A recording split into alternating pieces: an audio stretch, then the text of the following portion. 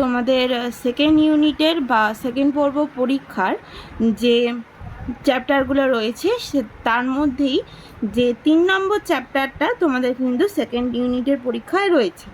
তো আমরা আজকে 3 নম্বর চ্যাপ্টার থেকে আমরা আজকে শুরু করব। তো তোমাদের 3 নম্বর চ্যাপ্টারে দেখো কি আছে, অ্যাডভান্টেজ অফ কম্পিউটার। সবাই 16 পাতায় দেখবে, 16 পাতায় দেখবে তোমাদের 3 নম্বর চ্যাপ্টার শুরু হচ্ছে।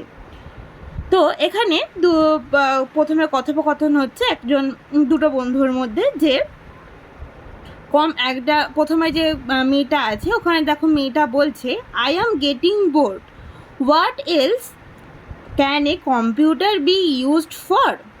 তো বলছে মেয়েটা বলছে যে আমি অনেক বোর হয়ে গেছি, মানে কি ও অনেক মানে একটা কাজ করতে করতে অনেক বোর হয়ে যায় না, বিরক্ত হয় একটা কাজ অনেকক্ষণ করতে করতে।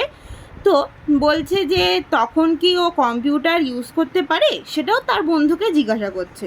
তোর বন্ধু কি বলছে, the computer is a smart machine, a computer does many things, let us find out it uses. তো কি বলছে সেকেন্ড যে বন্ধুটা, সে বলছে যে হ্যাঁ, কম্পিউটার একটা স্মার্ট মেশিন। স্মার্ট মেশিন মানে আমরা তোমাদেরকে আমি আগেও বলে দিয়েছিলাম, স্মার্ট মেশিন মানে কি, যে মানে আমরা স্মার্ট কাকে বলি, কোনো স্টুডেন্ট বা কোনো কাউকে আমরা যখন স্মার্ট বলি, কেন বলি, কারণ তারা খুব চালাক হয়, তারা সব কাজে পারদর্শী হয়, মানে সব কাজ করতে পারে, এদেরকেই তো আমরা চালাক বলি। তার মানে কি, কম্পিউটার সব কাজ করতে পারছে বলেই কম্পিউটারকে আমরা কি বলি, computer is a smart machine. তো ওই ছেলেটা সেটাই বলছে যে হ্যাঁ, কম্পিউটার একটা স্মার্ট মেশিন, কম্পিউটার অনেক কিছুই আমাদের জন্য করতে পারে। এবার আমরা জানবো কম্পিউটার আমাদের জন্য কি কি করতে পারে। তো এখানে প্রথমেই দেখো কি বলেছে, to solve sums. To solve sums মানে কি, আমাদের অঙ্ক করতে কম্পিউটার কিন্তু খুব সাহায্য করে। তারপর কি, to send and receive instant messages, তার মানে কি একজন অন্যজনকে খুব তাড়াতাড়ি একটা দ্রুত মেসেজ দেওয়ার জন্য কিন্তু কম্পিউটার ব্যবহার করতে পারি। তারপর কি, টু ড্র পিকচার, আমরা জানি কি কম্পিউটারে আমরা ড্রয়িং করতে পারি, ড্রয়িং, কালার, এই সমস্ত কিন্তু আমরা কম্পিউটারে করতে পারি। তারপর কি, এ স্টাডি ডিফারেন্ট সাবজেক্ট। তো কি বলছে যে এখানে আমরা বিভিন্ন ধরনের বিষয় নিয়ে আমরা কিন্তু পড়াশোনা করতে পারি কম্পিউটারের সাহায্যে।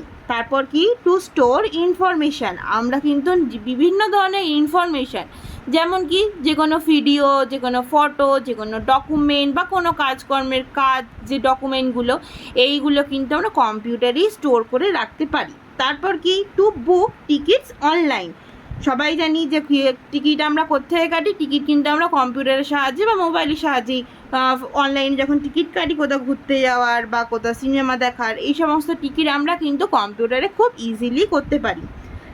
তো এই যে এই কটা জিনিস কিন্তু আমরা কম্পিউটারের সাহায্যে আমরা কিন্তু করতে পারি। তারপর মেয়েটা দেখো কি বলছে, what other place can a computer be used at, তার মানে কি, যে মেয়েটা জিজ্ঞাসা করছে আচ্ছা কম্পিউটার কোথায় কোথায় ব্যবহার হয়। এখানে এতক্ষণ আমরা কি জানলাম, যে কম্পিউটার কি কি কাজে আমরা ব্যবহার করতে পারি।